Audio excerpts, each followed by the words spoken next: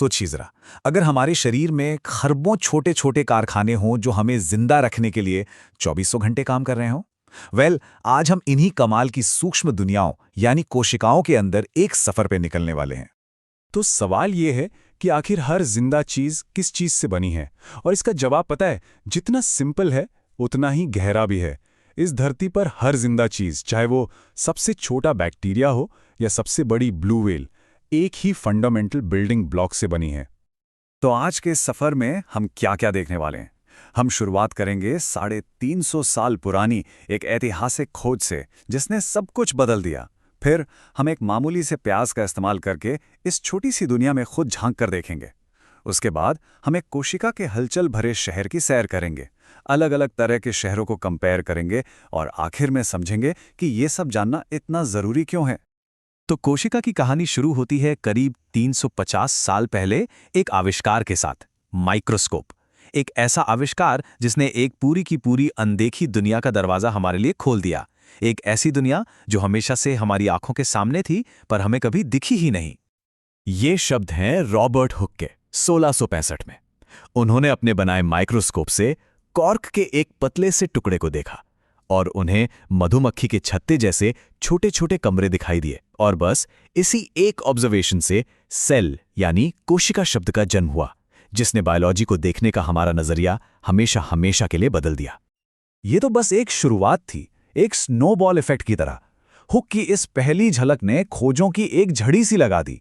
एक के बाद एक वैज्ञानिक आते गए, पिछले काम को आगे बढ़ाते गए और धीरे धीरे जिंदगी के सबसे बड़े रहस्यों में से एक पर से पर्दा उठता चला गया। चलो, थ्योरी तो बहुत हो गई, अब इसे असल में देखते हैं। और पता है सबसे मजेदार बात क्या है? इस दुनिया को देखने के लिए हमें किसी बड़ी लैब में जाने की जरूरत नहीं है। ये हमारी अपनी रसोई में ही मौजूद है। ये तरीका बहुत ही सिंपल है। बस प्याज की एक पतली सी झिल्ली निकालनी है, उसे स्लाइड पर रखना है और उस पर आयोडीन की एक बूंद डालनी है ताकि सब कुछ साफ साफ दिखे। और बस माइक्रोस्कोप के नीचे ईंटों जैसी एक पूरी दीवार दिखाई देगी। और जैसे ही हम माइक्रोस्कोप में देखते हैं, एकदम से एक बात साफ हो जाती है। प्याज को एक सॉलिड चीज नहीं है, ये तो लाखों छोटी छोटी ऑर्गेनाइज्ड यूनिट्स की एक पूरी कम्युनिटी है। हर ईंट एक अकेली कोशिका है और ये सभी मिलकर वो प्याज बनाती हैं, जैसे हम जानते हैं। चलो अब जरा और जूम इन करते हैं। हमने शहर की बाहरी दीवारें तो देख ली, पर इस शहर के अंदर क्या चल रहा है? अगर एक सेल एक हलचल भरा शहर है, तो इसके कारखाने, इसके पावर प्लांट और इसके पोस्ट ऑफिस कहाँ हैं? और ये जो शहर वाला उदाहरण है ना, ये सिर्फ नाम याद रखने के लिए नहीं है। ये हमें ये समझने में मदद करता है कि कैसे ये सारे अलग अलग हिस्से, जिन्हें हम कोशिकांग या ऑर्गेनेल्स कहते हैं, एक टीम की तरह मिलकर काम करते हैं और इस कमाल की मशीन को चलाते हैं जिसे हम जीवन कहते हैं। हर शहर का एक कंट्रोल सेंटर होता है ना? एक सिटी हॉल। सेल में ये काम करता है केंद्रक यानी न्यूक्लियस। यहीं पर सेल का सारा ब्लूप्रिंट मतलब डीएनए सुरक्षित रखा होता है और यहीं से सेल की हर एक्टिविटी को कंट्रोल किया जाता है ताकि सब कुछ प्लान के मुताबिक चले। अब बात करते हैं एंडोप्लाज्मिक रेटिकुलम की। नाम थोड़ा मुश्किल लग सकता है, पर काम बहुत सीधा है। ये सेल की विशाल फैक्ट्री और हाईवे सिस्टम है। इसका खुरदरा हिस्सा प्रोटीन बनाता है और चिकना हिस्सा फैट बनाता है और सेल को डिटॉक्स करने में मदद करता है। अच्छा, फैक्ट्री में सामान तो बन गया, पर उसे पैक करके सही जगह पर भेजना भी तो पड़ेगा। ये काम है गोल्जी उपकरण का। इसे सेल का पोस्ट ऑफिस या आज की भाषा में कहें तो अमेज़न फुलफिलमेंट सेंटर समझ सकते हैं, जो सामान को छांटता है, पैक करता है और सही पते पर भेजता है। अब किसी भी शहर को चलाने के लिए क्या चाहिए? बिजली, पावर। सेल के पावर प्लांट है माइटोकॉन्ड्रिया। ये वो पावर हाउस हैं जो खाने को एनर्जी में बदलते हैं ताकि सेल के सारे काम हो सकें। शहर के हर एक हरकत की पावर इन्हीं से आती है। शहर में काम होगा तो कचरा भी जमा होगा, तो सफाई के लिए भी कोई होना चाहिए। ये काम करते हैं लाइसोसोम। ये सेल की क्लीनिंग क्रू है जो कचरे को और पुराने हिस्सों को रिसाइकिल करते हैं। लेकिन इनका एक और नाटकीय रोल भी है। अगर कोई सेल डैमेज हो जाए तो लाइसोसोम उसे खुद ही नष्ट कर सकते हैं, इसीलिए इन्हें आत्मघाती थैली भी कहा जाता है।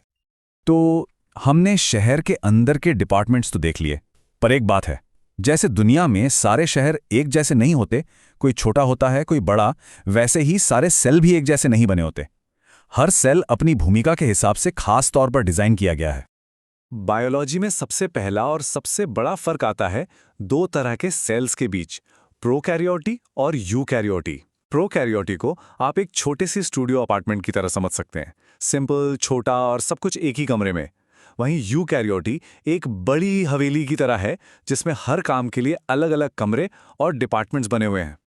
और इन हवेलियों में भी वैरायटी है, जैसे पौधों और जानवरों की कोशिकाएं। पौधों की कोशिकाओं के बाहर एक मजबूत दीवार होती है।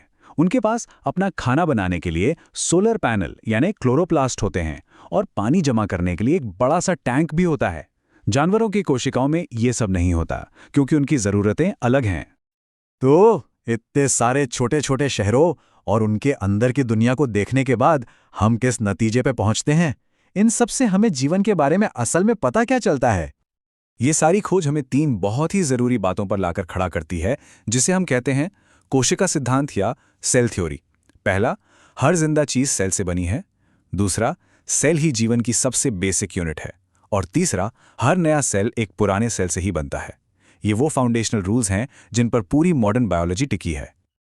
और अब सबसे हैरान कर देने वाली बात, हर एक मल्टी सेल्यूलर जीव, मतलब हम सब, अपनी जिंदगी की शुरुआत सिर्फ एक अकेली कोशिका से करते हैं। सोचिए, बस एक सेल।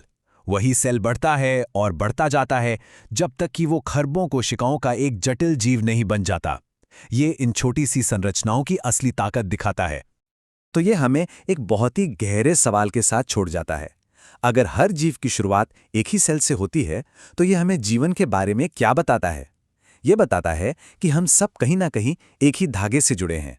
ये बताता है कि जीवन की सारी विविधता एक ही सिंपल ब्लूप्रिंट से निकली है, जो खुद को एक सरल शुरुआत से अद्भुत जटिलता में ढालती रहती है।